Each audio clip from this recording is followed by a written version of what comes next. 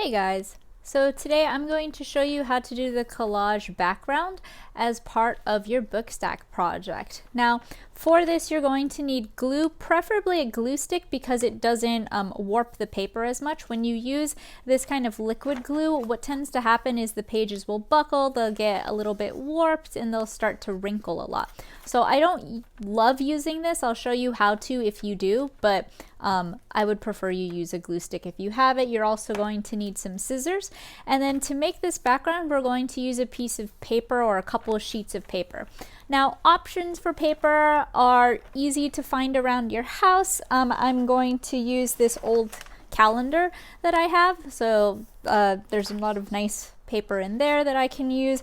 If you want to, like literally a paper bag with some pattern on it will work. I have this like magazine and I can flip through here. Magazines are a little bit shiny, so I don't love taking pictures with them, but they do have some cool stuff. So if you want to collage your background, use different colors, find different images that are in there, then you absolutely can.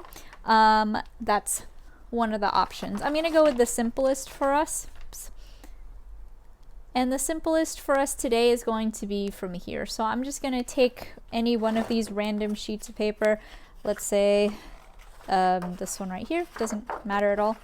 These are double-sided, which is nice. And I'm going to keep in this kind of color palette. So if I find another sheet of paper that has similar colors to that, then maybe I'll use that too. So this one has similar colors.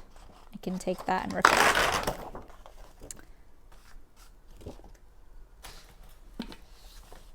So what I do at this point is I'm going to take these chips of paper, whatever, and I'm going to turn them into smaller little triangles.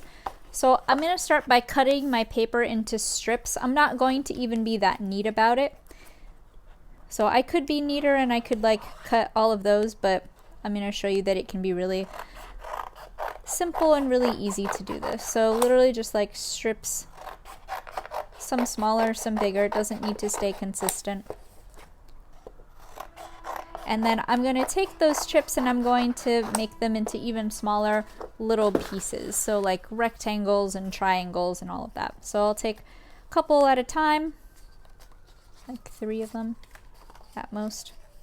And then I'll literally just start angling my scissors. And now I have some triangles, some like other different shapes. I don't particularly love having straight up rectangles. They look a little too perfect to me. But having a bunch of these shapes will help. And I think that's roughly enough. So I have a very similar color palette here. I'll try to grab the ones that are like extra similar to each other and try to stick with those. As you saw, if you use kind of 2 different things, it tends to be kind of distracting. So what I really want to focus on is going around my actual image. So if I get in a little bit closer, I'm going to play around with the chips that I just got. I might have to cut some more of them in half and really get those looking more accurate for like the shape that I want. But I'm just going to start playing around with putting them where they'll go, so that they'll go completely around this. So I'll take my glue stick, or later on I'll show you what to do with the glue, and I'm gonna do a whole area. So I'm not literally doing like one chip at a time. That would be way too annoying and take way too much time. So I'll take a chip, we put it about there. Another one, and I'll overlap them a little bit, so you might have to go over them a couple of times just so there's no little white space areas. And that's literally it. So I'm just going to keep going around here until I've completely covered it all. I'll keep cutting these until they're like small enough that I can use them in the best ways possible. Okay. So I've kind of got like one side of this done, so I'm going to do the other side.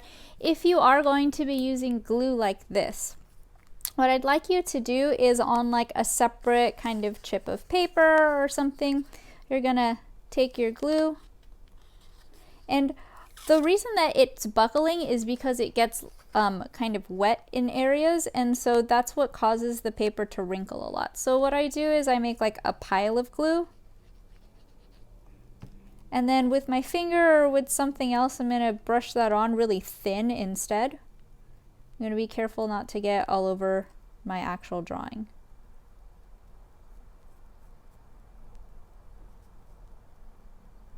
And so by having a thinner amount, I'm getting the paper less wet than it would be normally if I just like literally put the glue on there.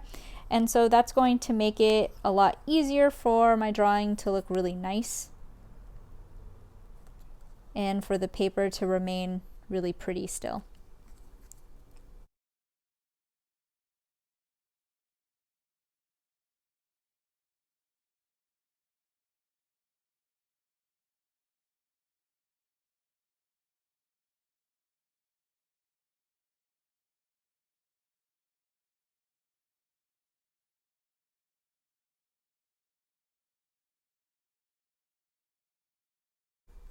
Okay, so now that my background is completely done, again, you just want to take your scissors to any edges that go over. So over here, let me put that under so it's easier to catch those.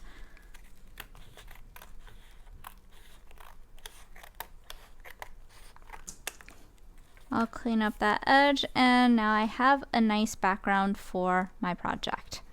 And that's all it takes, so just cutting and gluing until it's all filled up. Make sure that none of the pages are showing, and you go right up against the book so you get really against their corners and they still stand out the way that they're supposed to. The end.